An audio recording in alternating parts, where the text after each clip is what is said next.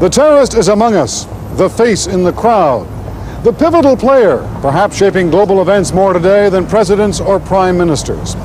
Hardly a day passes without a terrorist incident occurring somewhere in the world. Increasingly, Americans are the target. Alarmingly, the threat is escalating. We're told the terrorist is the cutting knife at the throat of civilization.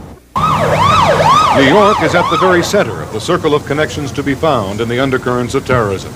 The terrorist stalks in the cloak of various causes, but the basic character is the same. The roots are all around us. Economic deprivation, denial of human rights, social or religious conflict. Legitimate grievances twisted into justification for perverted acts of violence.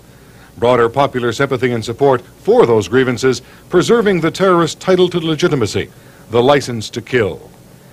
Realization of our vulnerability dramatically illustrated by the sand trucks and concrete barriers recently put around the White House. While other places in the world have so far experienced the worst of the terrorist phenomenon, the pattern of what could happen here is clear. Brooklyn is not really that far from Belfast or Beirut. Analysts believe the imaginative professional terrorist has a number of avenues available for future attack.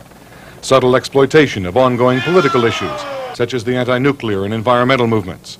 Attacks on power plants and other exposed parts of a city's fragile infrastructure. Threats to thousands of people with agents of mass destruction. Worst-case scenarios already reviewed by the government describe terrorists armed with nuclear weapons, blackmailing the United States by threatening to vaporize New York City.